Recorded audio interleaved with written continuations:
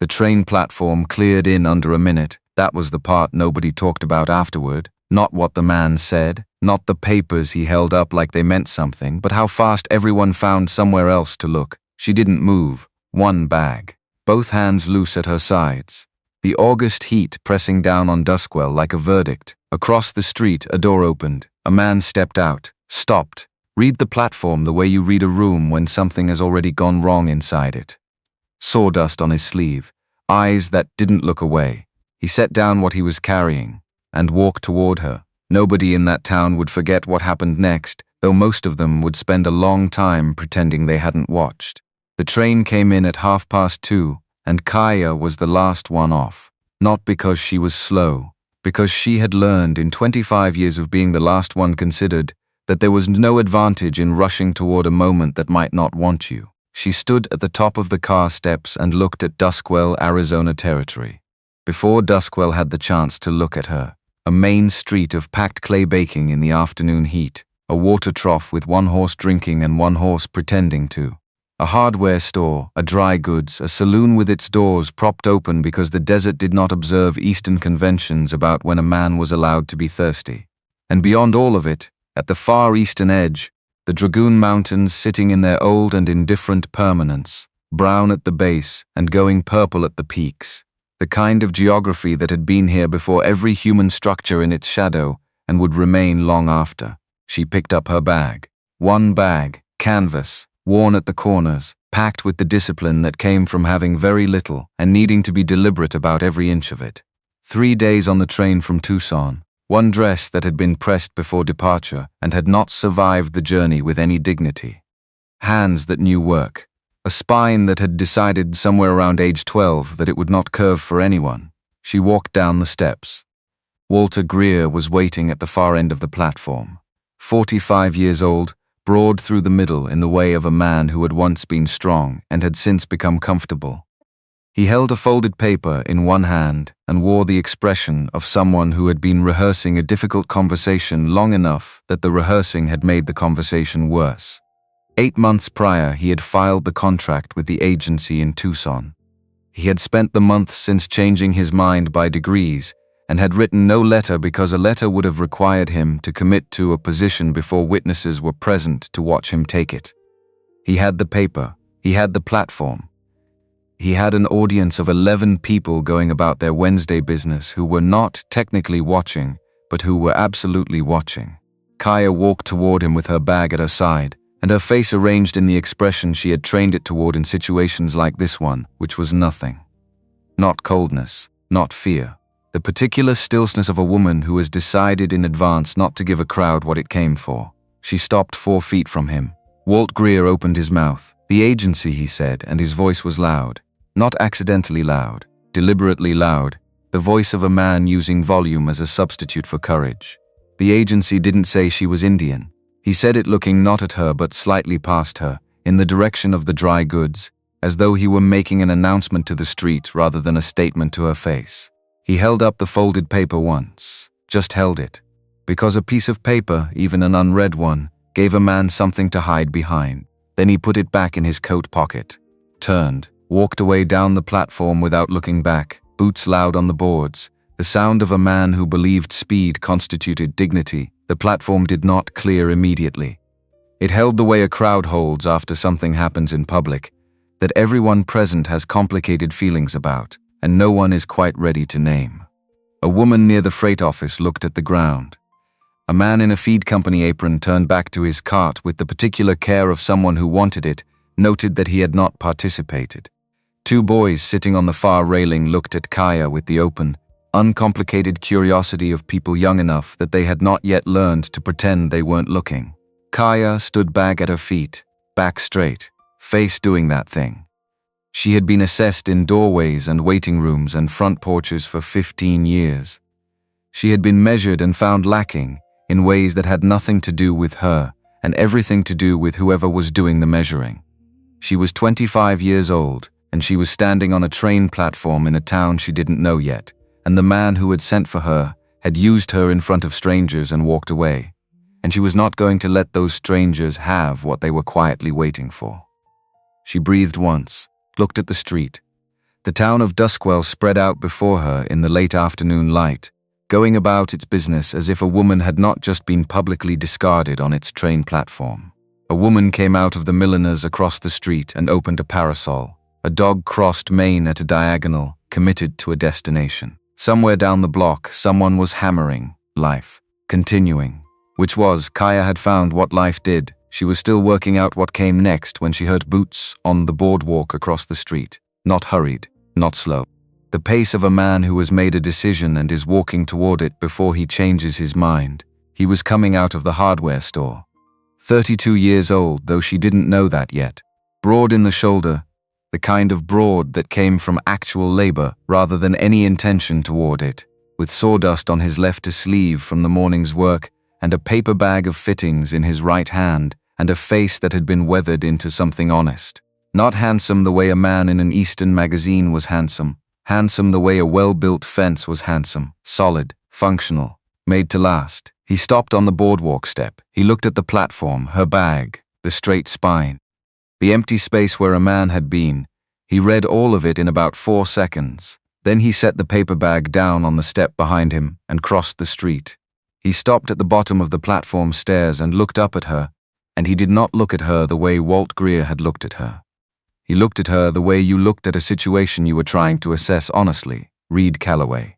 His voice was even, unhurried, the voice of a man who did not waste words because he worked with his hands and had learned that precision mattered.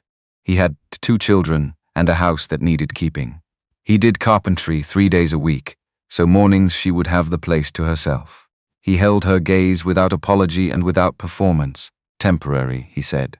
Room and board until she sorted what came next. Kaya looked at this man for a moment that was long enough to mean something. She was not looking at him the way you looked at a lifeline. She was looking at him the way you read a contract, checking the clauses that would cost you later. His hands were carpenter's hands. His eyes were direct without being aggressive. He was not performing anything, and that last part mattered more than any of the rest. "Can you cook?" he said. She met his eyes. "I can, and I don't frighten easy." She picked up her bag. "Then let's go," she said. They walked off the platform together, and behind them Duskwell watched and filed it away under things to discuss at supper. And the Wednesday afternoon went on around them, ordinary and complete, and not particularly interested in what either of them felt about any of it. The cabin sat at the western edge of town where the last of the buildings gave way to high desert, Sagaro, standing at intervals in the scrub like sentinels that had stopped paying attention. A horse in the side pen lifted its head as they came up the path, and then returned to its grazing with the horse's assessment of the situation, which seemed about right. The porch step was loose. Kaya noted it without comment. Not a catalogue of failings. A note. The kind you made when you were paying attention to a place, and considering whether it was the kind that maintained itself or the kind that didn't. Inside, the front room was clean in the way of a house managed by a man alone, which was to say functional and orderly and entirely without softness. A long workbench ran the length of the far wall, its surface holding tools arranged with the care of someone who respected the tools if not the decor. The stove burned steadily in the corner. A table with 4 chairs, all 4 the same height, which meant a man who measured things. Kaya stood in the middle of the room and took it in. On the shelf above the kitchen window sat a small wooden box. Cherry wood, the kind that deepened with age, stained warm by years of kitchen light. The lid was closed. There was nothing remarkable about it except the way the room related to it. The rest of the cabin was used, handled, lived in scuff marks on the floor, worn edge of the table, an apron behind the stove door, and then this one object sat apart from all of it, untouched, with a quality that was not quite display and not quite storage and not quite grief. Something between all 3. Something that had been agreed upon without being discussed. Kaya looked at it for a moment. She did not ask. Reed showed her the room off the kitchen. Her own door, a window that looked out at the pen and past it to the desert and the mountains beyond, going from brown to purple in the late light. The children ate at 6. He ate when he was back from work. Jess came from the back of the house with the timing of a boy who had been listening from somewhere he wasn't supposed to be. 10 years old, already his father's build in the shoulders, a face that kept its own counsel, eyes that landed on Kaya and took her measure with an efficiency that was not unfriendly so much as cautious. He looked at her, then at his father. Then he turned and went back the way he came without a word, which communicated several things at once, and none of them were welcome. He looked at her like someone who had seen a version of this shape before and was not ready to feel differently about it yet. She knew that look. She had seen the trap inside it. A 10-year-old boy who had learned to lose things did not let new things in easily. She did not take it personally, but she noted it. Lily did not make an entrance. She materialized 6 years old.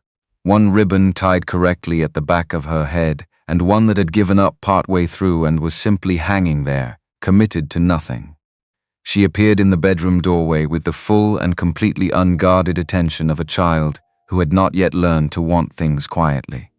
She looked at Kaya with her whole face, which was a remarkable amount of face, wide open and assessing with none of the wariness her brother carried. Kaya looked back, steady, even, not performing warmth and not withholding it either, just looking at the child the way the child was looking at her, as one person encountering another. "Are you hungry?" Kaya said. Lily considered this with the seriousness it deserved. "A little bit." "Come help me find what's in the larder," Kaya said. Lily came without hesitation. The larder held what it held at the end of a working week. A partial bag of dried beans, half a sack of cornmeal, salt pork on the end of its useful life, an onion, a jar of lard, 3 eggs.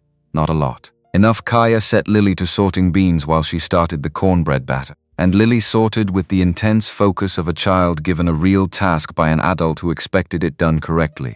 They worked without much talking, which was fine. Sometimes the most efficient thing you could do with a new situation was simply begin working inside it. The smell reached the front room before anyone sat down for supper. Cornbread first, then the broth from the salt pork and beans, which had no particular right to smell the way it did given the state of the larder, but smelled that way regardless. Kaya had spent 3 years feeding 40 children at the Tucson mission on whatever the mission could obtain, and she had learned that seasoning was not a luxury, it was the difference between food people ate and food people endured. Reed came in from the yard and stopped just inside the door. Something crossed his face. It was there and then it was set aside, filed somewhere, dealt with later. He washed his hands at the basin and sat down. Jess came to the table without being called, which suggested the smell had reached the back of the house as well. He sat with the posture of a boy who was not going to indicate that anything about this evening was different from any other. Lily sat and moved her eyes between her bowl and Kaya in steady rotation, measuring something, taking notes. Partway through the meal, Lily set her spoon down and said, with the directness of someone who considered this relevant information, that the last woman who cooked for them had burned everything she touched. Reed said her name, once. A quiet correction. Lily looked at Kaya instead. "Burnt beans," Kaya said, without looking up from her own bowl, "are a serious matter. I don't take them lightly." Jess looked up. The corner of his mouth moved once, quickly, and returned to where it had been. He said nothing more. But when supper was finished, and Lily had been sent to wash up, Jesse did not immediately leave the table. He sat for a while longer than he needed to, his hands around an empty cup, looking at nothing in particular. Before he finally got up and went to his room, Reed watched him go. He didn't say anything about it, but he watched.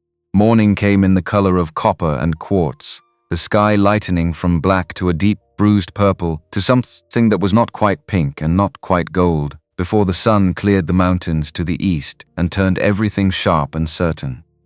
Kaya had been up for an hour. She had found the coffee in the mill and had the stove going before the light changed. She was not a person who lay in bed considering the day. She was a person who got up and located herself inside it, took stock of what she had and what was needed, and began what she had. One small room, her own door, a window with a view worth keeping, a situation that was not permanent and was not yet anything else. What was needed? To be useful. Not to prove it, she was not interested in performing gratitude, but to actually be useful, which was different. She heard Reed's boots before she heard the door. The rhythm of someone who woke up knowing what the day held and wasn't interested in easing into it. He came through the kitchen and stopped. Then he stepped back outside. She heard him on the porch. Heard him step, pause, step again. The sound of someone testing a thing they expected to move and finding it didn't. The porch step. She had not mentioned it when she saw it the day before. She had simply noticed it and dealt with it before supper, while Lily was setting the table and she needed something to do with her hands. The hinge on the third board had been the issue, not the board itself, and she'd found a tool in the pile beside the stove that served. Reed came back inside. He got 2 cups from the shelf and poured coffee into both and set one on the counter near where she was working. He took his cup to the window and stood there looking out at the pen. She drank her coffee where she was. The kitchen held the early quiet around them both, the stove doing its slow, diligent work, the light coming through the east window at a low angle and finding the dust in the air and the grain of the table. And, briefly, the closed lid of the cherry wood box on the shelf. Neither of them spoke for a while. It was not an uncomfortable silence. That was the thing about it. It was just silence, 2 people in the same space with their coffee, the morning assembling itself around them. Kaya had lived long enough in institutions and arrangements and temporary situations to know that the quality of a silence said more about a place than most conversations did. A bad situation had silences that were full of things people were afraid to say. A good situation had silences that were simply quiet. This one was quiet. That was information. Jess tested her on the 5th day. He did it simply, without ceremony, in the way of someone who had thought out the terms of the test in advance and saw no reason to complicate it. She had asked him to bring wood in from the pile at the side of the house. He had heard her. He had not done it. He had settled at the kitchen table with a piece of cord he was braiding and had waited to see what came next. What came next was Kaya in the doorway. She did not raise her voice. She did not make a production. Jesse, the wood. He looked up from the cord. I was getting to it. I know. Get to it now, please. She held his gaze and he held hers, and what he was doing in those few seconds was the same thing he'd been doing since the first night, looking for the seams. Looking for the place where the patience was actually performance and the please was actually a warning. He looked for a while. Then he set the cord down and got up and brought the wood in and stacked it beside the stove with reasonable care and no complaint, and she thanked him plainly and went back to what she was doing, and that was the end of it. It was not the end of anything, of course. Reed had heard it from his place at the workbench, where he'd been running a plane along a piece of cedar for the better part of the morning. He set the plane down when it happened and stood in the quiet of the front room for a moment, not moving, just standing with his hand flat on the cedar, listening to the house. Then he picked the plane up and went back to work. But something in the way he stood at the bench afterward was different. Something had settled or shifted. Hard to say which. The days found their shape after that. Jess began staying at the table after supper. Not dramatically. He would bring something to work on a length of wood he was shaping into nothing in particular, or the braiding cord, or a book from the shelf that he held more than read, and he would be present in a way he hadn't been before. Not participating exactly, not excluding himself either. Just there, in the orbit of the evening, which was different from both. Lily followed Kaya from room to room with the devotion of a small shadow, helping where she could reach and watching with studious attention where she couldn't. She had questions, a great many questions. She asked them at intervals across the day with the confidence of someone who expected answers and had generally received them, and Kaya answered the ones that had answers and said plainly when a question didn't have one, which Lily found satisfactory. One evening, Kaya read to Lily from the book of stories on the shelf. The stories had the texture of things told out loud many times before someone wrote them down. You could feel the previous tellings in them, worn smooth by repetition the way river stone was worn smooth by water. She did the voices without embarrassment, because Lily had asked and because a story told flat was a story wasted, and she was not interested in wasting things. Lily pressed against her side with the complete unself-conscious trust of a child who had made a decision and saw no reason to revisit it. Jess was at the far end of the room. He had something in his hands. He did not look up. He did not leave. Reed came in from outside while she was reading, stopped in the doorway, listened for a moment, and then went quietly to the other room. And it was only because Kaya had spent her life being aware of doorways and who stood in them that she noticed at all. By the time the frost settled into the mornings, not the deep bone cold of the northern territories, but a crisp certainty that said the season had turned, and was not turning back. Things in the cabin had found their arrangement. Lily had stopped moving through the house like a guest and started moving through it like someone at home. She had her chair, her side of the table, her ribbon situation, which remained unresolved on a daily basis, and which Lily had accepted as a permanent condition of her existence. She had claimed the second shelf of the kitchen window as the location for a series of small stones she'd collected from the path, each selected for reasons clear to Lily if not to anyone else. Jess had his hours at the table. He carved now, small figures from scrap wood Reed brought home from Job's animals mostly, roughly shaped but with enough intention to make them recognizable. A horse, a dog, something that might have been a bird. He didn't offer them anywhere or explain them. He set them on the windowsill nearest his chair, and they accumulated there in a quiet and growing collection. Reed came home from carpentry work at the same hour every evening. He ate supper. He worked at the bench some evenings. He left the coffee on the counter every morning, 1 cup, always near where Kaya was working, never with commentary attached. On a Thursday afternoon in mid-October, Kaya walked to town for supplies. The dry goods had what she needed. The woman behind the counter was polite in the efficient way of women in dry goods stores, who were polite to everyone because it was good for business and did not indicate personal warmth. On the way back, she passed Ruth Harding on the boardwalk in front of the milliners.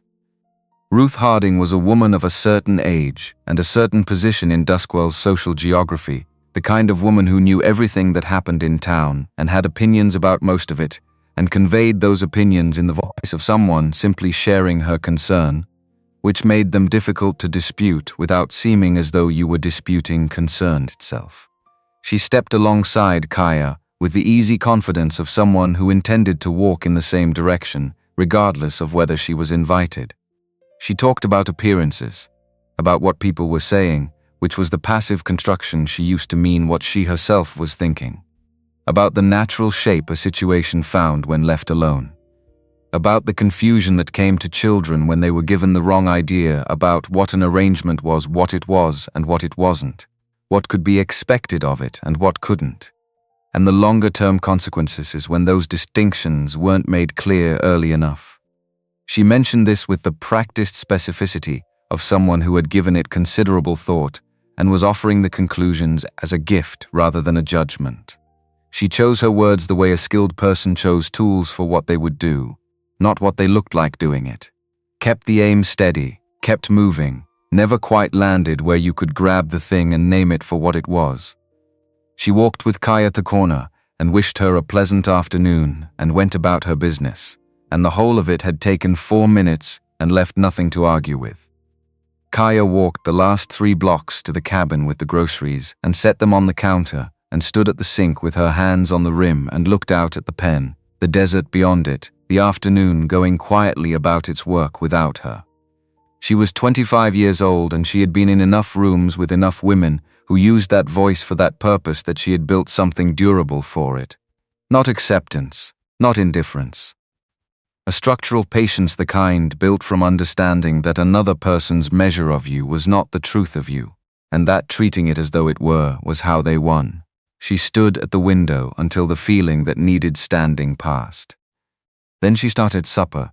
That evening Reed was at the stove when she came back through the kitchen, stirring something he'd started, and without looking up from the pot he said, quieter than a question, "You all right?" She dried her hands on the towel, thought about it honestly, the way it deserved. "I am," she said, and then, because it was true and because he had earned the fuller answer, "Ruth Harding found me at the dry goods today." He was quiet for a moment. The pot did its work. "Then, she found you," "Found me," Kaya said. He turned the heat down, looked at the stovetop. His jaw moved once, the way it moved when he was deciding something he hadn't finished deciding. "She talks to a lot of people," he said finally. "Doesn't always mean what she says lands the way she intends it to." Kaya looked at his back. He was not dismissing what had happened. He was offering her a piece of information he thought might be useful, delivered in the economy of a man who did not spend words on things he didn't mean. "I know," she said. He went back to the pot. She went to the table. The room held them both in its quiet, the evening settling around the cabin with the unhurried authority of things that happened on their own schedule regardless of what was happening inside. She had been carrying the piece of thatch for 15 years. That was what she called it to herself on the rare occasions she thought about it directly rather than around it. A piece of thatch, a fragment of a basket her mother had been weaving when the morning came apart. She had been 10 years old, sent to get water, and when she came back the morning had changed in the way that mornings in those years sometimes changed suddenly, completely, and permanently what she had taken with her. The water. And the scrap of half-finished thatch from the basket her mother had set on the ground when she stood up to see what was happening. The Reverend and his wife had found Kaya on the third day and brought her to Tucson. The basket had been too large to carry. The scrap was not. She had added to it over the years, using whatever reed or grass or fiber she could find, weaving the patterns her mother had taught her before that morning, in the way that is called muscle memory, because the body holds what the mind cannot always.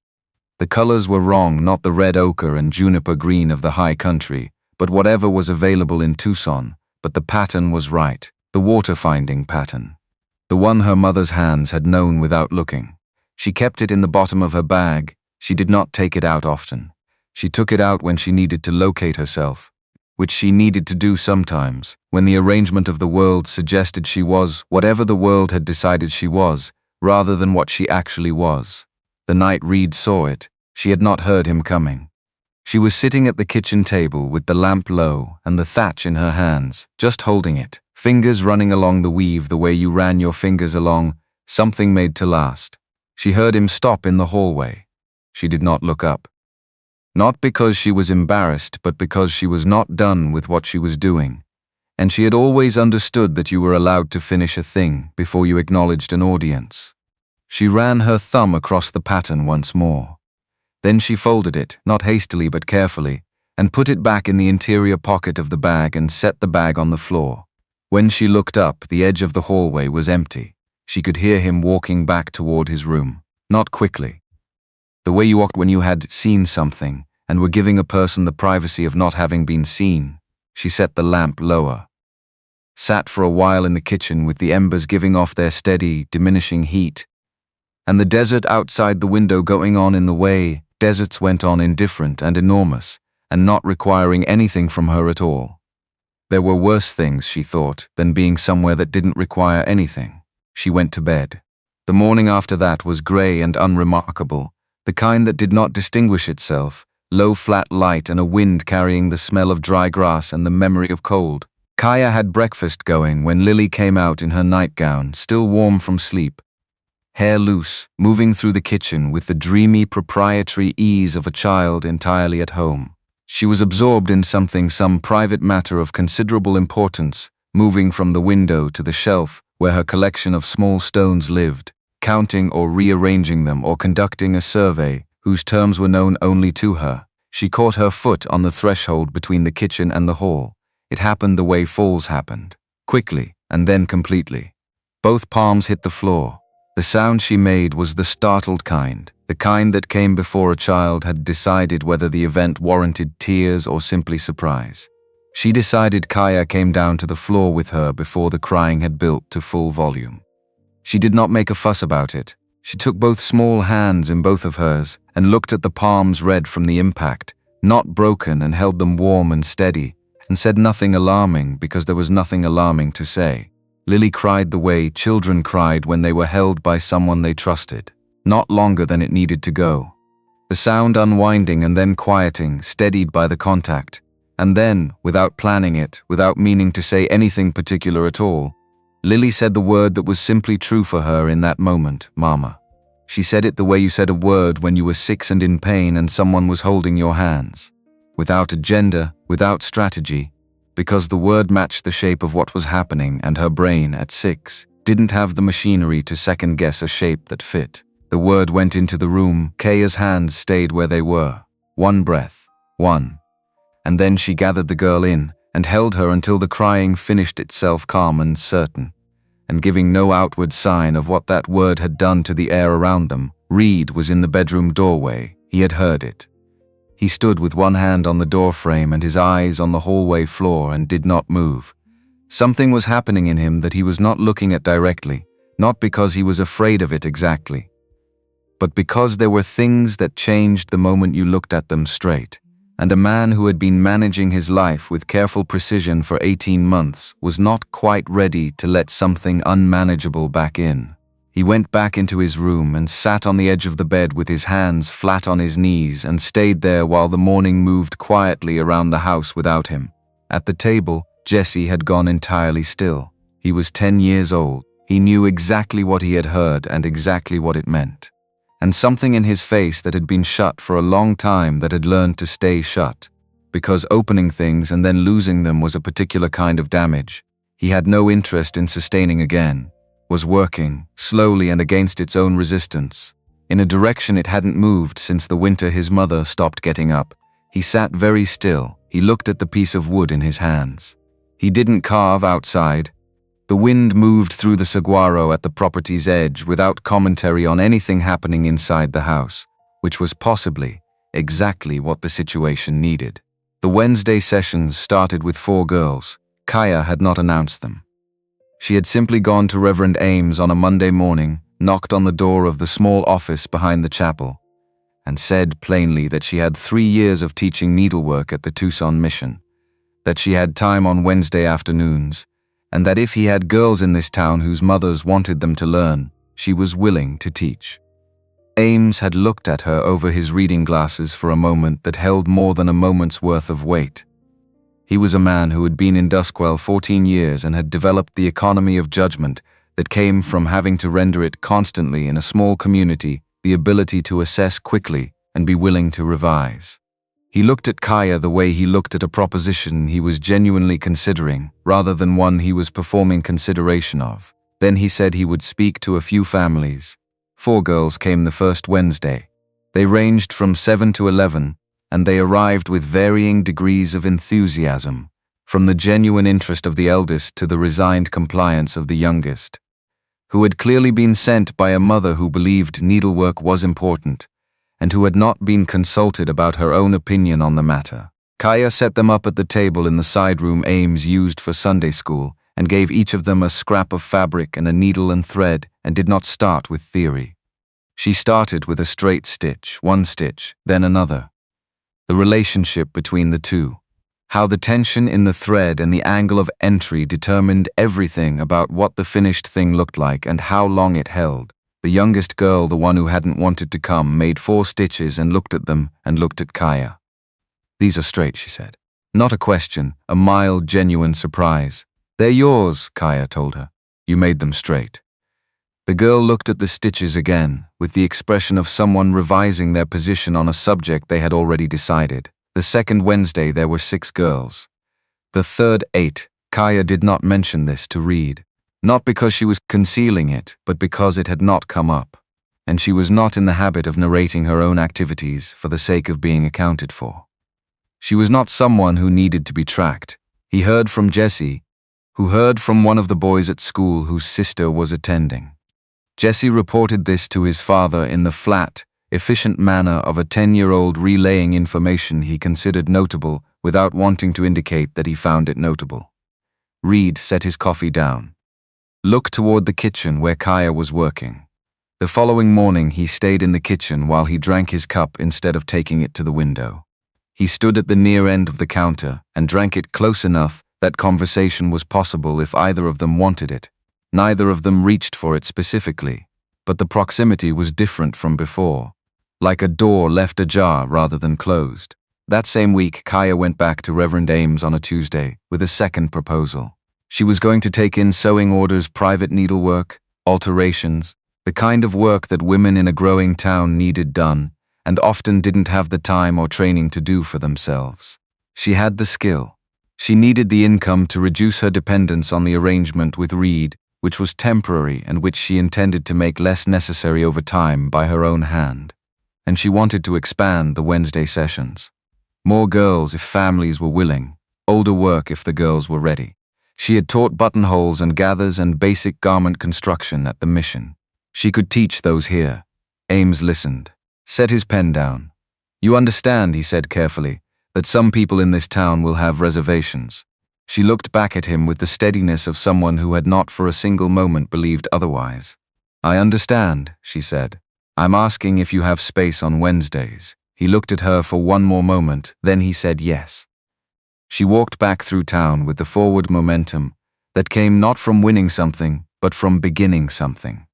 Not excitement, something more reliable than excitement. The specific feeling of having decided what you were going to do and having started doing it. She passed Ruth Harding's house on the way back. The curtain in the front window moved. Kaya walked on.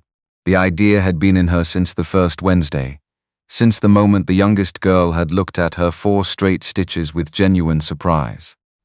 Since the moment Kaya had understood that there were girls in this town who needed the thing she knew how to do, and that the thing she knew how to do was not dependent on anyone's good opinion of her in order to be valuable. She went back to Reverend Ames on a Tuesday morning with a second proposal. She was not going to request permission. She was going to state what she intended to do and ask if there was space for it. She was going to take in sewing orders, private needlework, alterations, the kind of practical work that women in a growing town needed done and often didn't have the time or training to do for themselves. She had the skill. She needed the income to reduce her dependence on the arrangement with Reed, which was temporary, and which she intended to make less necessary over time by her own hand rather than by waiting for circumstances to change. And she wanted to expand the Wednesday sessions. More girls if families were willing. Older work if the girls were ready. She had taught buttonholes and gathers and basic garment construction at the Tucson mission. She could teach those here. Ames listened to all of it. Set his pen down. You understand, he said carefully, that some people in this town will have reservations. She looked back at him with the steadiness of someone who had not for a single moment believed otherwise. I understand, she said. I'm asking if you have space on Wednesdays. He looked at her over his glasses for one more moment, the same assessing look he had given her the first time. The look of a man who was genuinely considering rather than performing consideration. Then he said yes. She walked back through town with the forward momentum that came not from winning something but from beginning something. Not excitement, something more reliable than excitement. The specific feeling of having decided what you were going to do and having started doing it, which was the feeling Kaya trusted most because it did not depend on outcome. She passed Ruth Harding's house on the way back. The curtain in the front window moved. Kaya walked on. The first alteration order came from Patrice Gorman at the hotel, a dress with side seams that needed letting out. The kind of work that didn't require much thought and allowed the hands to work while the mind did something else. Kaya took it in on a Wednesday evening and had it done by Friday morning, and Patrice Gorman paid what she asked without negotiating, which in Kaya's experience meant the price was right and the work was visible. The second order came from a woman she didn't know, referred by Patrice. The third from someone else. By the end of October, she had a small and steady stream of work coming through the cabin in the evenings. And the money from it went into a tin she kept in her room, and the tin was not large, but it was growing, and a growing tin was a different thing from an empty one. Reed noticed the work on the table in the evenings. He said nothing about it directly. But one morning he came into the kitchen earlier than usual, and stood at the counters with his coffee and looked at the dress she was working on and said, without any particular inflection, "You're building something." She looked at the seam in her hands. "I'm doing what I can with what I have," she said. "Same as anyone." He drank his coffee, looked out the window at the pen. "That's not the same as anyone," he said, and went to get his tools.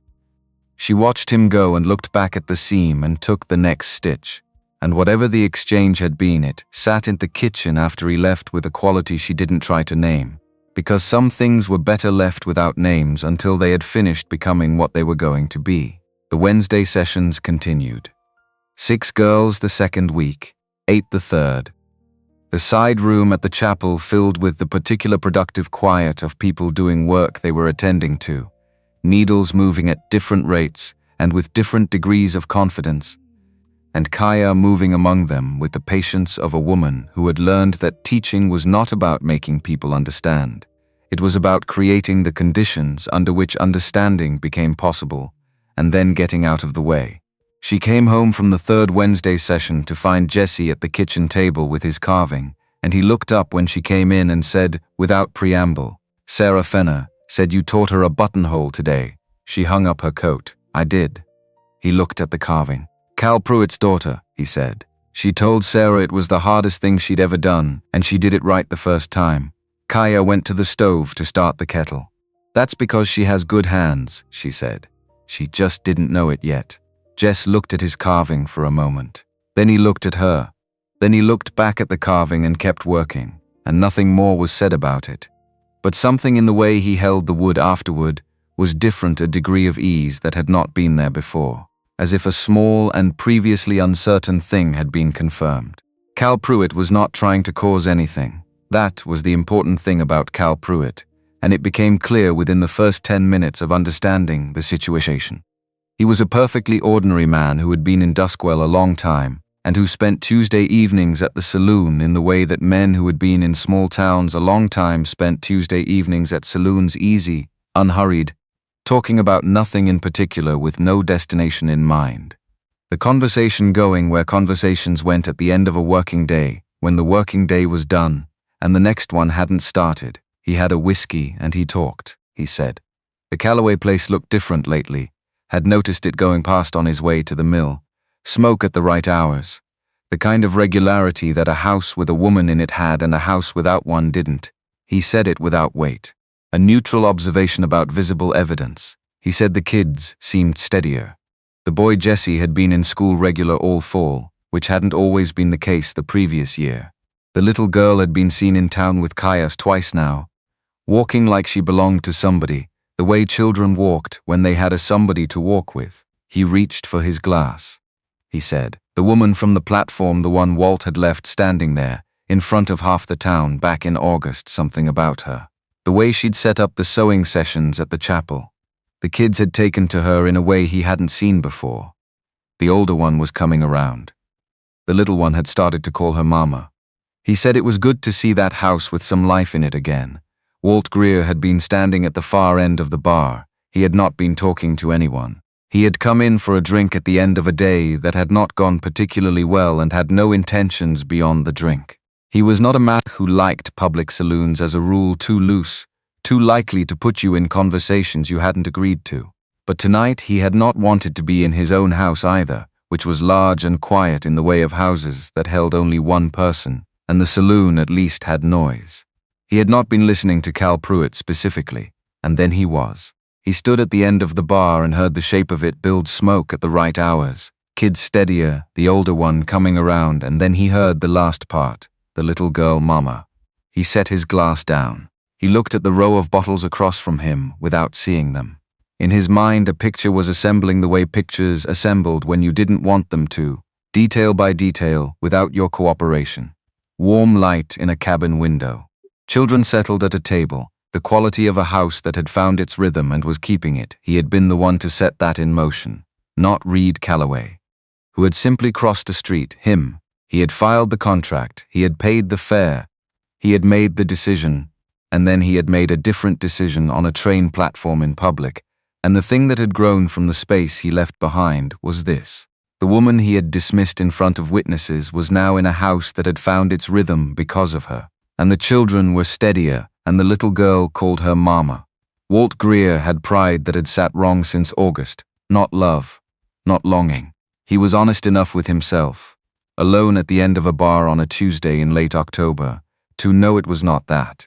It was something cruder and more corrosive, the pride of a man who understood that the public story of what happened made him the fool in it, and who could not find a comfortable position inside that story no matter how he turned it. Cal Pruitt kept talking.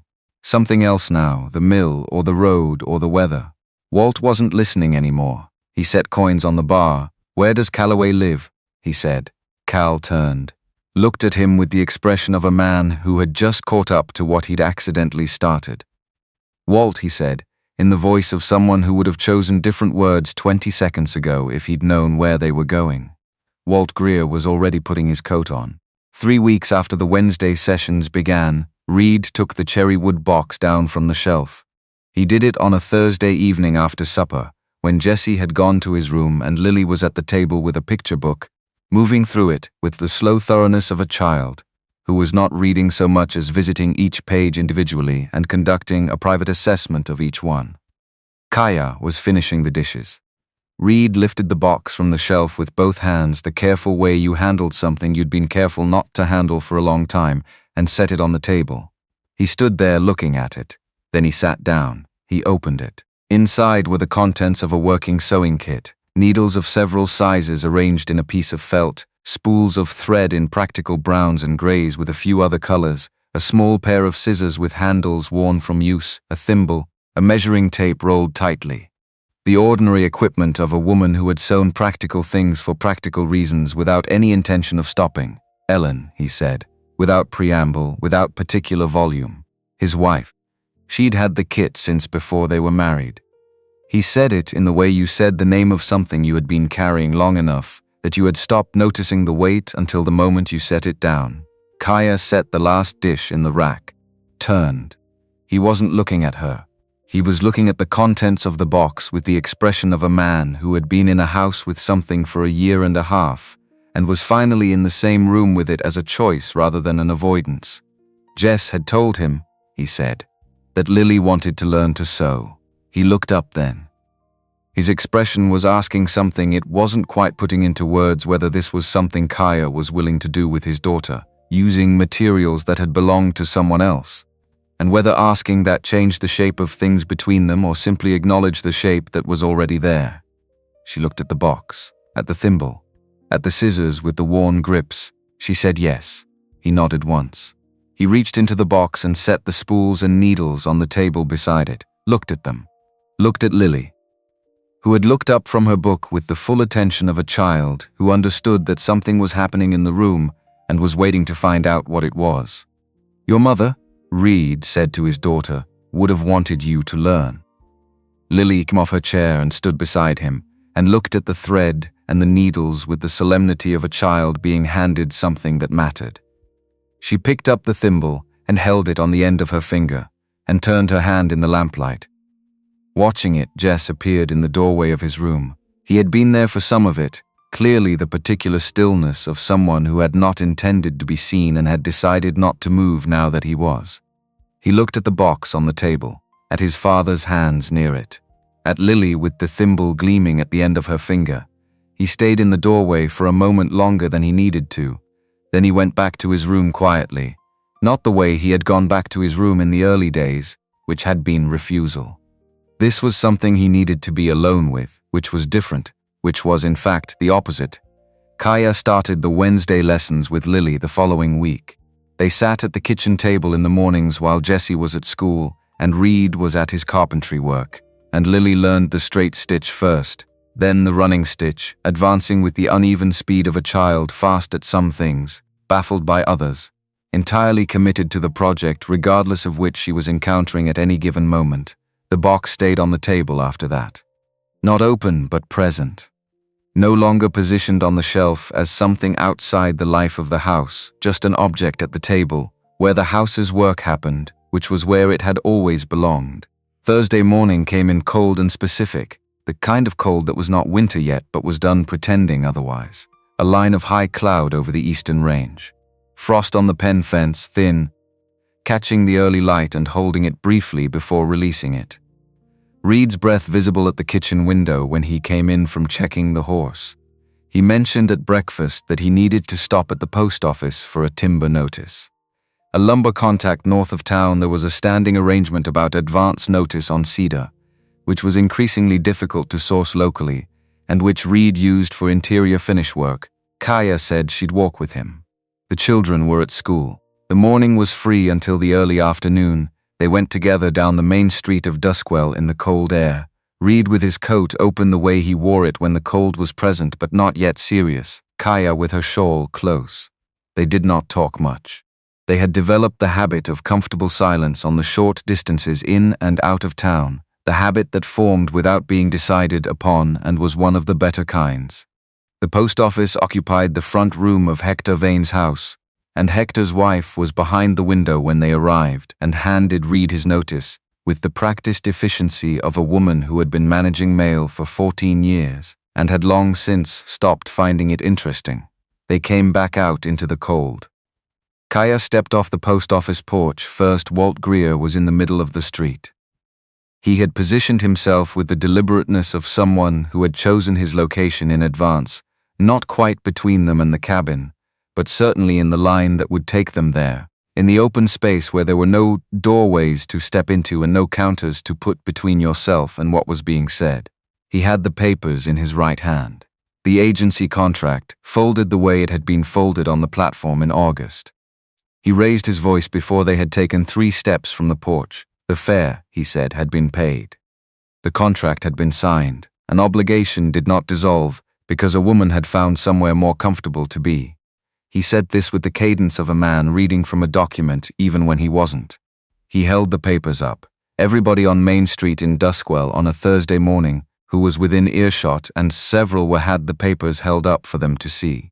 And then he used the word his. He said it without stumbling, which meant he had rehearsed that part too, his. The word landed on the cold morning air and stayed there, the way certain words stayed not because they were true, but because they were said in public and volume gave them temporary weight. Everything slowed. A woman crossing to the dry goods stopped walking. 2 men in front of the feed store turned. A dog that had been investigating something at the base of the water trough looked up briefly and then returned to its investigation, which was the only indifferent response in the vicinity. Kaya did not step back. This was not a decision she made in the moment. It was the result of a decision made long before this moment, the same decision made on the platform in August, and before that in the hallways of the Tucson mission, and before that on a morning when she was 10 years old and the world had come apart, and she had stood in the wreckage and chosen not to sit down. She had chosen to stand then, and the choosing had become the habit, and the habit had become the structure. And the structure was what she was standing in now. She did not look at Walt Greer. She held herself level and looked at the middle distance, which was what you looked at when you were not going to give someone the satisfaction of your face. She was aware with a precision that was almost physical that Reed was standing beside her and had not moved. Reed looked at the papers, then at Walt. Then he turned to Kaya, his voice low, his eyes on hers, not asking her permission for anything but telling her something with the directness of a man who did not dress things up. Stay here, not a command. The way you said it to someone you were coming back to. He crossed to the bank. The street waited. Walt Greer stood in the middle of it with his papers. Kaya stood on the post office side. The woman from the dry goods had not resumed crossing. The 2 men at the feed store had not resumed what they were doing. Duskwell held itself in the suspension of a community watching something settle that had been unsettled for a while. 4 minutes. That was how long Wade Calaway was inside the bank. He came out. He had what he'd gone in for, and he walked across the space between the bank and where Walt Greer was standing, and he pressed the money into Walt's hand, not roughly, not with theater, just pressed it in and held it there until Walt's fingers closed around it by the simple reflex of a hand receiving something placed in it. That settles the fare, Reed said, the fee, and every excuse you rode in with. He held the money in Walt's hand with his own for 1 more second. It does not buy her. It frees her from you. Now go. His voice was flat, decided, the voice of a man who had finished a sentence a long time before it was said out loud. Walt Greer looked at the money. He looked at the street. The street looked back. 11 people visible and more behind glass, and not one of them arranged in his favor. He looked at Kaya. Whatever he expected to find on her face was not what was there. Because what was on Kaya's face was not relief, and it was not triumph, and it was not the expression of a woman who needed the moment confirmed. It was what it had been since the platform in August, the quality of someone who had been standing on her own ground all along, and had simply been waiting for the ground to become visible to everyone else.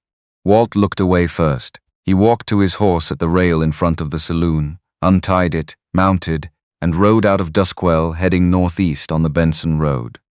The cold morning closed behind him without remark. The street exhaled. Reed walked back across it. He didn't look at the people watching. He looked at Kaya, and she was already looking at him, and the exhaustion that had lived underneath her composure since the platform, not on the surface but structural, the weariness of someone who had been managing a situation alone for a long time, was gone. What replaced it was not happiness exactly, or not only happiness, but something more durable. The look of a person standing on ground that holds and knowing it for the first time. He stopped in front of her. The wind came off the high country between them, clean and carrying cold, and he stood there with 2 years of savings in Walt Greer's hand and his ranch timeline pushed back by a calculation he had made in 4 minutes inside the bank and had been at peace with before he'd finished making it. He was not a man who dressed things up finer than they were.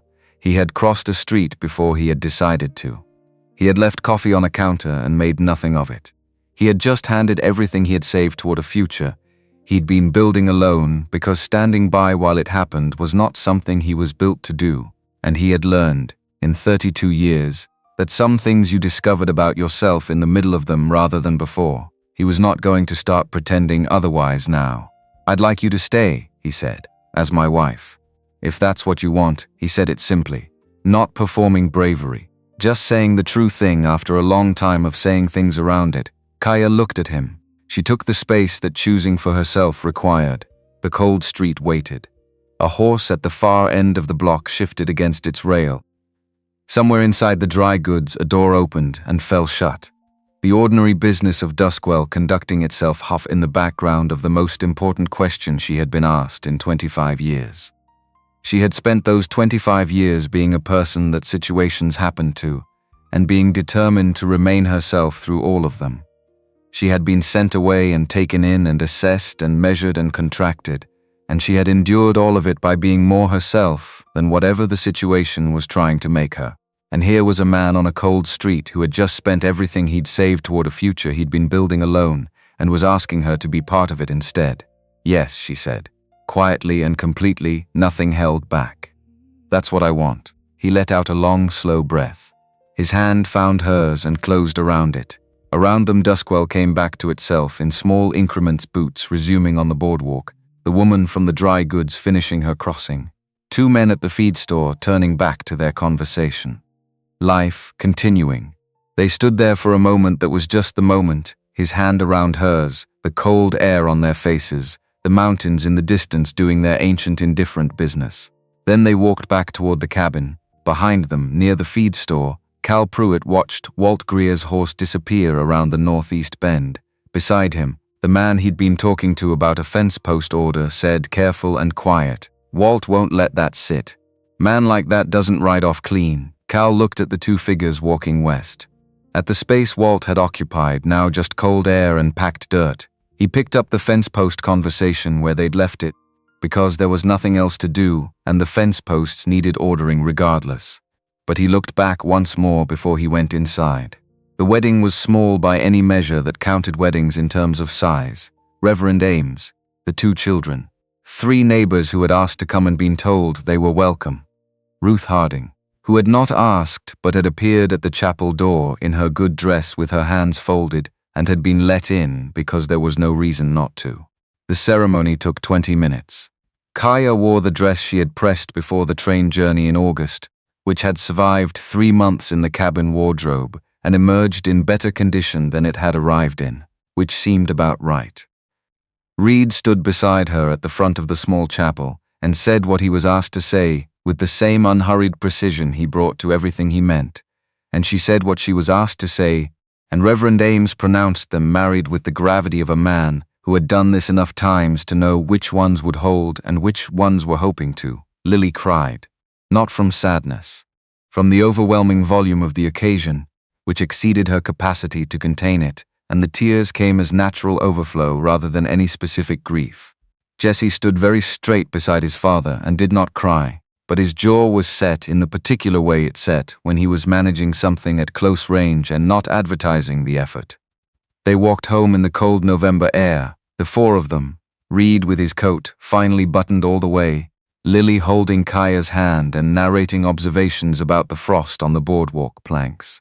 Jesse walked on his father's side with his hands in his pockets and said nothing, which was not absence, it was the presence of a boy who was still deciding what to do with something large.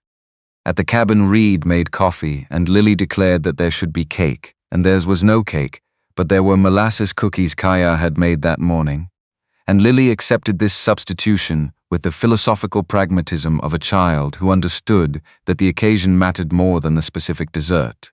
Jess ate 2 cookies and looked at his plate, and then looked at Kaya across the table. "You're going to stay now," he said. It was not a question.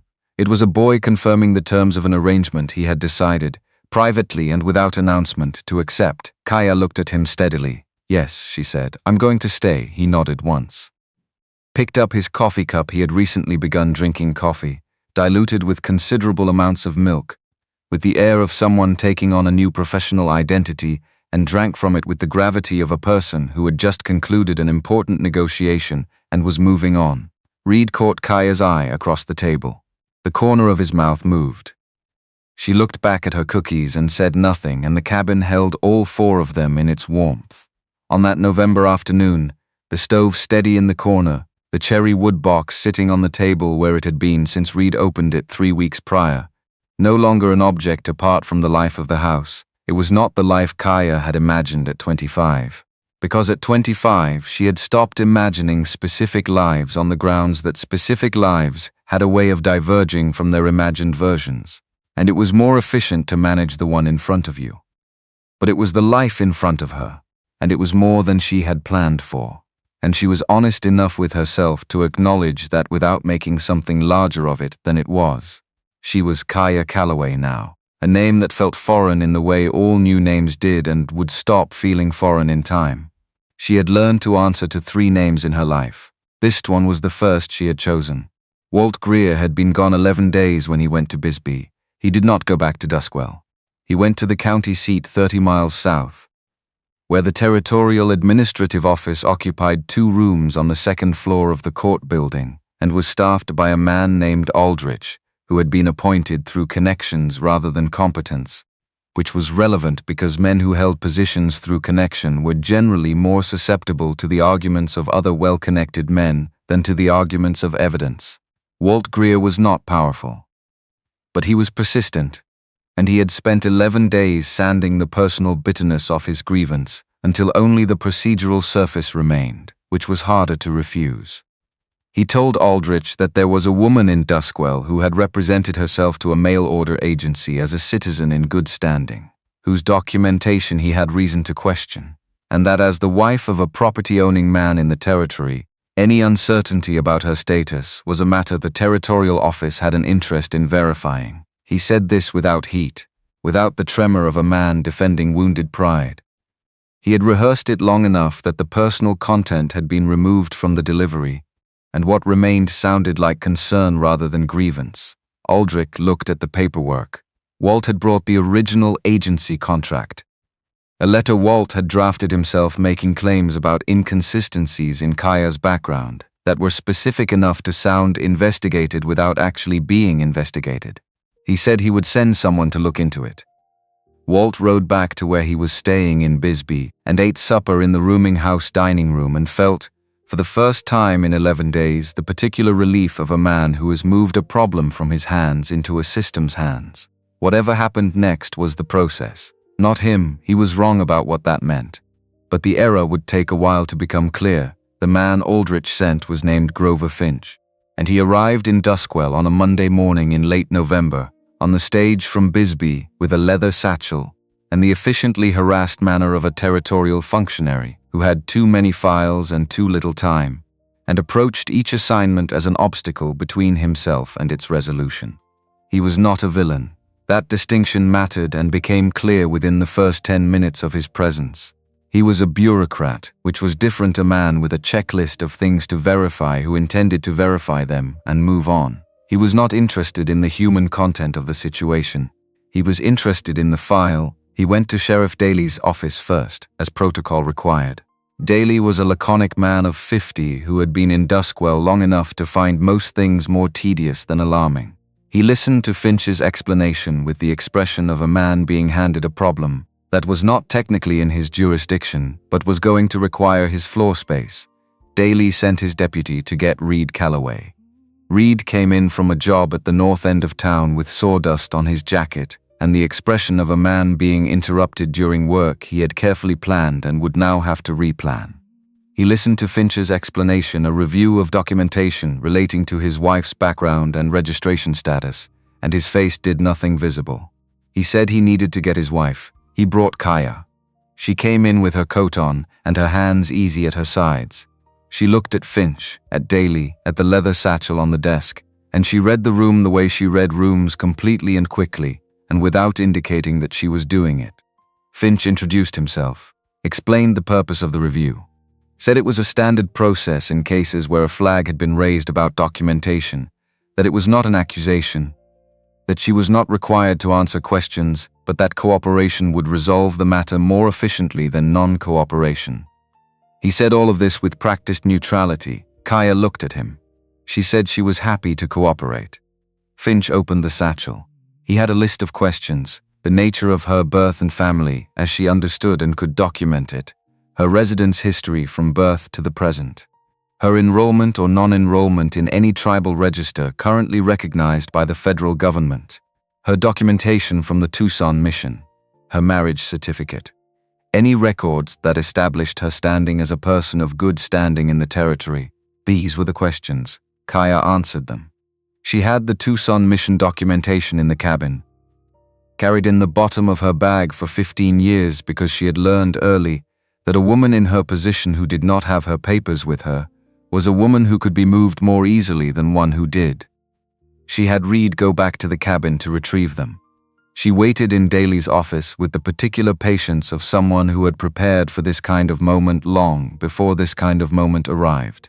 When Reed returned, she laid the documents on the desk one at a time, the mission intake record from 1867, her name, her approximate age as the Reverend had estimated it, the notation of how she had come to be there, the date, the attendance records from her 3 years teaching at the mission school, her name in the staff register, the signature of the mission's director confirming her years of service and the nature of her work, the marriage certificate, signed by Reverend Ames, witnessed by 2 people whose names were written clearly. And then she said one more thing, and she said it in the even tone she used for facts that did not require elevation to be true. She was not enrolled on any tribal register.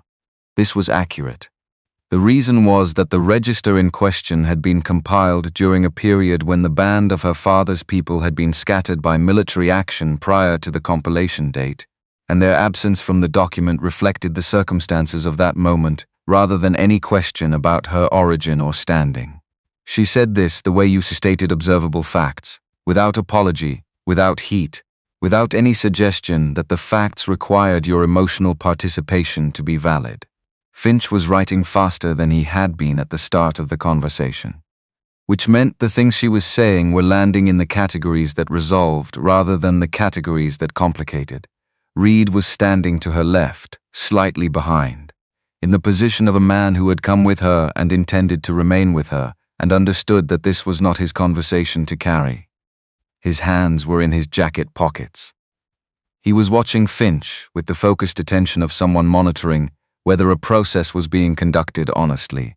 Daly was watching the middle distance, which was his characteristic position on most things. Ruth Harding arrived at the sheriff's office at 10:20. She arrived without being sent for, which was noted. She knocked on the open door, and Daly looked up, and she said she understood there was a review happening regarding Kaya Calaway, and she had information she considered relevant, and she would like to provide it if the gentleman from the county was willing to hear it. Finch looked up from his notes. Ruth Harding came in. She was not in this moment the woman who had stood beside Kaya at the dry goods counter and spoken about appearances in the voice of concern. She was a different version of herself, the version that came out when Ruth Harding had made up her mind about something and decided to do it in front of witnesses, which was the version that had been a force in Duskwell for 20 years and knew exactly how to be useful in an official setting. She told Finch that Kaya Calaway had been teaching needlework to the girls of Duskwell for going on 2 months, that she herself had sent her granddaughter 3 weeks prior, that in those 3 weeks she had not once failed to appear, not once sent the girls away with work that was careless or instruction that was unclear, and not once done anything that a woman of good standing in this community would not have done. She said she was aware of the nature of the complaint, and she was aware of who had filed it, and she was of the opinion, which she was willing to state on record, that the complaint had considerably more to do with Walter Greer's wounded pride than with any legitimate question about Kaya Calaway's standing in this town. She looked at Finch steadily. "Write that down if you like," she said. Finch wrote something. His expression did not indicate what. Then Reverend Ames arrived. He had come because Jessie had run to get him. Jessie, who had been at school down the road and had heard from another boy that something was happening at the sheriff's office involving his family.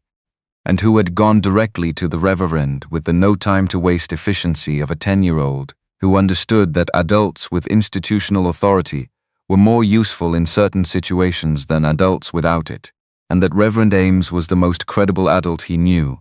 Ames confirmed the documentation, the marriage, the teaching sessions, his own assessment of Kaya's character, delivered in the measured language of a man who chose words for their accuracy rather than their effect.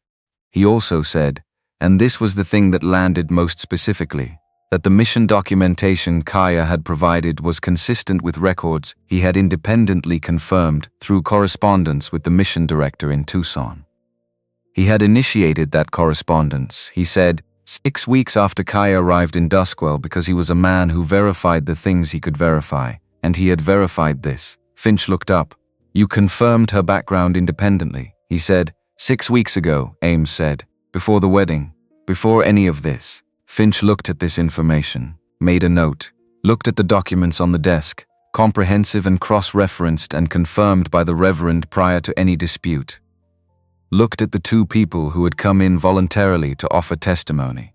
Looked at the sheriff, who's watching the ceiling with the patient expression of a man waiting for an obvious conclusion to reach itself. And then Jesse appeared in the doorway. He had not gone home after getting Reverend Ames.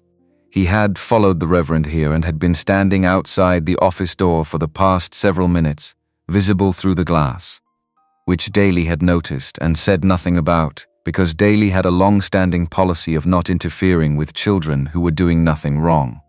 Jess stood in the doorway and looked at the room. At the man with the satchel, at his father behind his mother's shoulder, at Kaya. Standing at the desk with her papers arranged before her, he looked at Kaya for a long moment with the intensity of a boy who had spent 3 months deciding whether to let someone in, had decided, and was now watching the world attempt to undo that decision. Then he looked at Finch. She's my mother, Jesse said. His voice was not loud. It was the voice of someone stating a fact they were prepared to defend if necessary, but did not expect to need to defend, because the fact was clear and the person stating it was not confused about it. She's my mother, and those are her papers, and she's been at our house every day since August, and she hasn't done a single thing wrong. The room went quiet with the specific quality of a room in which something true has just been said by someone no one was expecting to say it. Finch looked at the 10-year-old boy in the doorway. He looked at his notes. He looked at the documentation on the desk, complete, cross-referenced, confirmed independently before any dispute had been raised, and at the 2 community members who had come in without being asked, and at the sheriff watching the ceiling, and at the man standing beside the woman whose papers were in order, and at the boy in the doorway who had just told him what the situation was in 11 words. He closed the satchel. The documentation is in order, he said. He said it in the same neutral register he had used throughout, which meant it was neither an apology nor a vindication. Just a process reaching its end. He found no grounds for further inquiry. He would file his report in Bisbee. He packed his papers. He put on his coat. He nodded once to Daly, once to the room generally, and left. The room didn't erupt. These were not those kinds of people, and this was not that kind of room. Daly picked up the paper he'd set aside when Finch arrived and went back to reading it. Ruth Harding looked at the desk where the documentation had been laid out, then looked at Kaya with an expression that was not quite an apology. Ruth Harding did not operate in direct apologies, but was something that functioned similarly. An acknowledgement. The look of a woman who had taken a position and was revising it and was willing to let the revision be seen. Kaya looked back at her, steady, even, not making it easy and not making it hard. Then Ruth Harding nodded once, the nod of a woman who had decided something and was not going to make a production of the deciding, and went out. Reverend Ames said he had a Wednesday session to prepare for. He put on his hat and looked at Kaya and said what he had said to her once before about towns revising, about the ones who stayed being the ones who made the revision happen. Then he went out. Daly folded his paper and looked at Reed. "You're free to go," he said, in the manner of a man who had considered most of this afternoon a formality and was relieved to have it concluded. Jess was still in the doorway.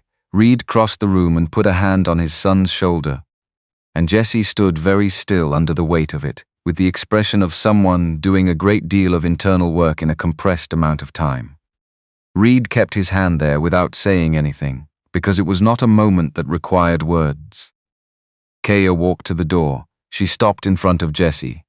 She looked at him directly the same way she had looked at him on the 5th day in the cabin, when he had tested her with the wood, and she had held his gaze until he found what he was looking for. She looked at him now the way you looked at someone who had just done something that cost them and deserved to be seen doing it. Jess had walked into a room full of adults with official papers and institutional authority and had said she was his mother. He had said it without rehearsing it, without calculating it, without anything between the fact and the saying of it. He had simply said what was true. She put her hand on the side of his face for one moment, warm and brief and without ceremony. Then she dropped it and walked out of the sheriff's office into the cold duskwell afternoon, and Reed and Jesse followed, and the door fell shut behind them.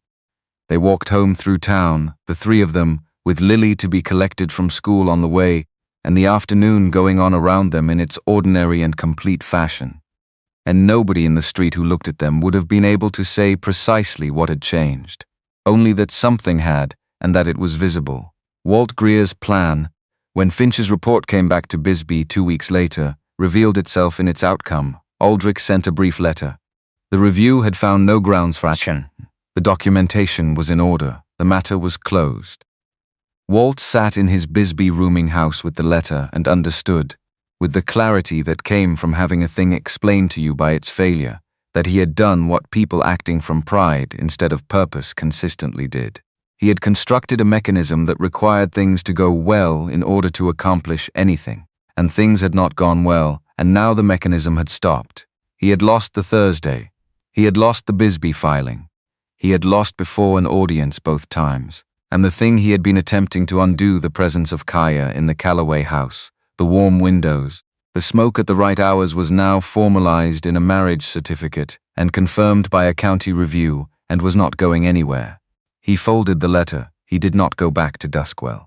There was nothing there for him anymore that wasn't the wrong kind of reminder. He paid his bill at the rooming house, settled what he owed the livery stable, and rode northeast toward Wilcox, where he had a cousin and no particular history, and the road took him through high desert that had no opinion about him passing through and would not remember him when he was gone. That was the end of Walter Greer, not with a confrontation, not with a scene, just a man on a horse on a road, going somewhere else because here had run out, which was, in the accounting of things, exactly the ending a man earned when he acted from wounded pride instead of anything worth acting from. Jess did not bring it up again directly. He brought it up the way a 10-year-old boy who had said something large in a room full of adults brought up a large thing afterward by not mentioning it explicitly, but by being differently present in the space it had created. He was at the kitchen table more often. He started helping without being asked, not as a performance of helpfulness, but in the practical way of someone who had decided they were a participant in the operation of a house and was acting accordingly. He fixed the side latch on the pen gate, which had been stiff since October, using tools from the bench with the quiet absorption of someone who had watched his father work long enough to understand how the problem was structured. The latch moved cleanly when he finished. He said nothing about it, Reed noticed. He said nothing about it either. But that evening after supper, he brought 2 pieces of scrap cedar to the table, one for each of them, and his smallest plane, and sat down across from his son and began working the edge of his piece. Jesse looked at the second piece and the second plane and picked them up, and they worked side by side in the lamplight without discussion. The sound of the tools the only conversation needed, until Kaya told them both it was past 9, and the cedar would still be cedar in the morning. Jess pushed back from the table without argument and took his cedar to his room, which was new. Previously he would have left it on the table, which meant he now had plans for it that required keeping it close. Reed watched him go with the expression of a man filing something away. The December alteration orders came in steadily. The Christmas season driving demand from women in Duskwell who needed things fitted or made from materials they'd been storing. Kaya worked evenings at the kitchen table, her hands moving at the pace of someone entirely comfortable in the work. The Wednesday sessions continued. 11 girls on the list now. The side room at the chapel at capacity. Ruth Harding's granddaughter proving a particular gift for embroidery that nobody had previously discovered, including the granddaughter herself. Mabel Driscoll, whose daughter had been attending since October, stopped Kaya after the Wednesday session one afternoon and asked, without any prepared voice and without the performance of reluctant concern, whether there was room for one more girl in January. Kaya said yes. She walked home through the early December dark with the quality of someone who had been moving toward a thing for a long time and had arrived at it quietly, without announcement. On what appeared to be an ordinary afternoon, Duskwell was not transformed. The people in it were not transformed. But the ground between her and them had shifted by small degrees in a direction that held, and small shifts that held were the only kind that ever counted. On a Sunday afternoon in late December, while Reed was at a job and the children were at a neighbor's house, Kaya was alone in the kitchen when she lifted the cherry wood box from the table and went through its contents with deliberate attention. The needles, the thread, the thimble, the scissors with their worn grips, and at the bottom, folded once, a piece of paper, small, torn from the edge of a larger piece with the economy of someone who used what was at hand. Written in a hand that was careful and domestic, the handwriting of someone who used words practically, the way you used a good tool, without waste, without flourish. A list: bank side of cabin needs resealing before winter. Porch lamp glass cracked. Replace from Hanford's. Jess's coat sleeves need letting out before December. Lily's boots resoling. Order salt pork before the road gets bad. Cedar chest in front room broken hinge. Fix before it gets worse. Ellen's handwriting, Ellen's list. Written before the winter that took her, set in the box and not finished. Left behind the way a life left things when it ended before it was ready to, not dramatically, just incompletely, in the middle of ordinary intentions that had expected to continue. Kaya held the paper. She read it twice. The first reading told her what was on it. The second told her about the woman who had written it, practical, organized, paying attention to the specific things that needed doing before they became things that needed fixing. The kind of woman who made lists because she intended to act on them and had every reason to believe she would. Kaya looked at the items. The bank side of the cabin had been resealed. She had done it in October, before she knew about this list, because the draft through the east wall had been obvious when the temperature dropped.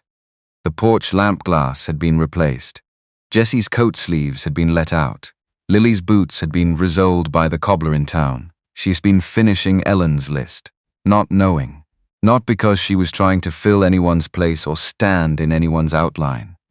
Simply because these were the things that needed doing in a house, and she was the person who had noticed them and done them, which was what you did when you were a person who paid attention and was not afraid of work. She sat with the paper for a while longer than she needed to. Then she heard Reed's boots on the path. The job had finished ahead of schedule. She heard him check the horse, heard his boots on the porch step, heard the door. He came in and saw her at the table with the box open. He came and sat down across from her without taking his coat off first. He saw the paper before she put it away. He recognized its size. Its fold, she said carefully and plainly. She had found it in the box, a list. She had been doing most of the things on it not because she'd seen it, but because they needed doing. He looked at the folded paper in her hands. Something moved behind his eyes that was not hidden so much as held the way you held, something you were not ready to set down yet but understood you were going to. She kept a good list, Kaya said. We should finish it. He looked at her for a moment that was long enough to be a decision. Then he reached across the table and put his hand over hers, both of hers, where they rested with the folded paper between them. Not a grip, not a statement.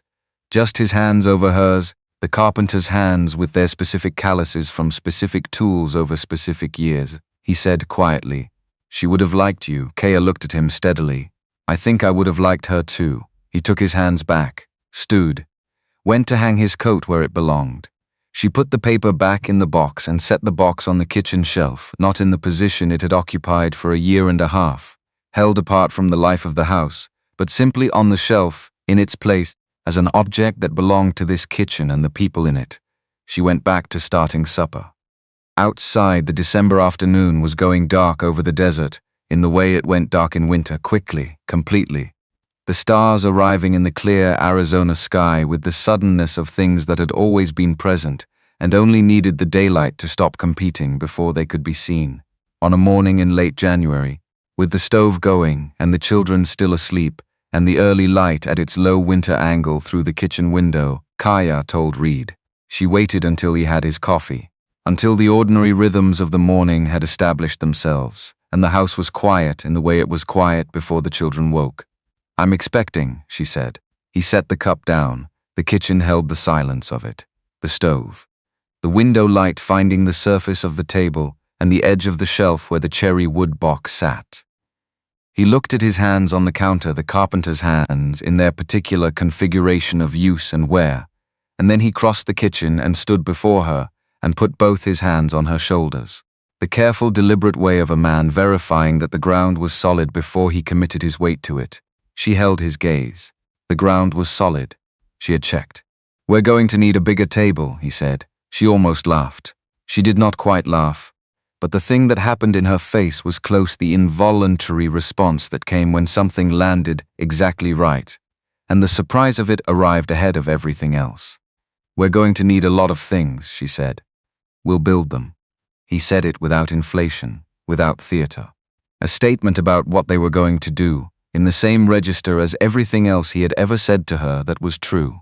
She looked at this man who had said "we" before he had decided to, and had kept saying it ever since, who had left coffee on a counter and made nothing of it, who had crossed a street before he had chosen to, who had handed 2 years of savings to another man without a morning's hesitation, because standing by while it happened was not something he was built to do.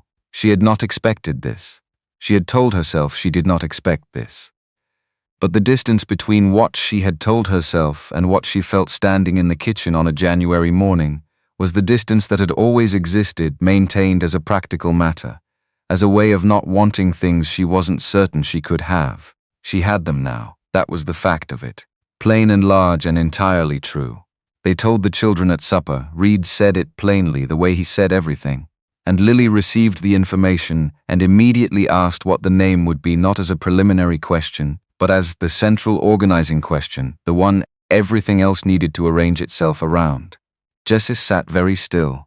He sat the way he sat, with large things processing, letting his first response settle before deciding if it was his actual response. He was quiet for a moment that was long enough to be a moment. Then he looked at his father. Then at Kaya, boy or girl, he said. "Don't know yet," Reed said. Jess looked at the table, picked up his fork, set it back down. "Either way," he said, "I can teach it to whittle." Reed looked at his son with an expression that had too many components to name any single one. Kaya looked at Jesse with the same. Jesse looked at his plate not because he was avoiding their eyes, but because he was someone who did not need eye contact to finish saying a thing, and he had finished saying it. He picked up his fork, and Lily, who had been patient for approximately 30 seconds since the name question had gone unanswered, brought the name question back with renewed urgency, and supper continued in the particular warm noise of a family with something to talk about and everyone talking about it. The spring came in March, the way Arizona springs arrived, not gradually but as a decision. The desert determining overnight that winter had been sufficient. The mornings went from cold to cool, the cool carrying the smell of things beginning rather than ending. Kaya moved through those mornings at the same pace she always had, doing the things she did, the work steady and the house steady, and her body rounding with the authority of something that had been decided and was following through. On an evening in early April, with the supper dishes done and Lily in bed and Reed finishing something at the front room table, Jesse found Kaya in the kitchen. He stood at the counter beside her while she put the last of the dried goods away, and he had the piece of thatch in his hands, taken from the shelf with the consideration of someone who understood they were handling something that mattered. "What's the pattern called?" he said. "Water. Finding," she said. "My mother's." He turned it in his hands, tracing the weave with his thumb. "How old were you when you lost her?" 10, she said. He was quiet. "Then same as me." "Yes," she said. "Same as you." He set the thatch on the counter between them and looked at it. He said, "I think that's why my pa noticed you." On the platform, he said his father carried things he didn't take out, you could tell, if you knew what to look for, and Jesse had learned what to look for. And the morning his father came home from the platform, Jesse had been watching from the back window. His father had stood at the fence for a long time before coming inside, the way he stood when he was deciding something. And Jesse had thought at the time that he was deciding whether he'd done the right thing, crossing the street. But now he thought maybe it was something else. Maybe he was deciding whether he was allowed to recognize something in another person, the shape of what it looked like to carry something alone, for a long time when he had been pretending, for a year and a half, that he was no longer carrying it himself. Jess looked at the thatch on the counter between them. "I think he saw you carrying something," Jessie said. And he knew what that looked like, because he does it too. The kitchen was quiet in the way it was quiet at this hour. The house settled, the stove banked low, the April night outside doing its dark and unhurried work. Kaya picked up the thatch from the counter, held it in both hands for a moment. Then she crossed to the shelf and set it beside the cherry wood box, in the place it had been all winter. Two things. Side by side, she looked at Jesse. He was 10 years old. He had just said something true enough to stay the kind of thing that settled into a person and remained there, not as a wound and not as a comfort exactly, but as a piece of knowledge that changed the shape of things quietly and permanently. "That's a generous way to see it," she said. He shrugged with the deliberate nonchalance of a boy who had said something that mattered and was not going to make a production of having said it. "Maybe," he said, "but I think it's right." He pushed off the counter and went to wash up for bed, and Kaya stood in the kitchen for a moment after he left with her hand resting briefly on the edge of the shelf. Then she went to find Reed. He was at the front room table with his letter, and she came and stood beside him. And he looked up and she looked at him, this man who had crossed a street before he had decided to, who had said "we" before he was ready, and had kept saying it, and she thought about what Jesse had said. She thought he was right. Reed looked at her for a moment with the assessing look he gave her sometimes, the one that was not suspicion but attention. "You all right?" he said. She said, "Jesse's going to be good at a lot of things." Reed looked back at his letter. His mouth moved. "Yeah," he said, "he is." She went to bed. He finished his letter. The house held its warmth around them both, and outside the April night went on over the desert with its enormous and patient quiet, the kind that had nothing to prove and nowhere to be. On the kitchen shelf, the cherry wood box and the water-finding thatch sat where they had been all winter. Two things. Not monuments, not relics. Evidence of people who had understood what was worth carrying, and had carried it, and who had found, in the way the best things were found, without intending to, by simply being present in the right place, with enough honesty to recognize what was there, that the carrying was not meant to be done alone. The stove held its warmth, the house held its people, and in the morning there would be coffee, 2 cups, on the counter, where they always were.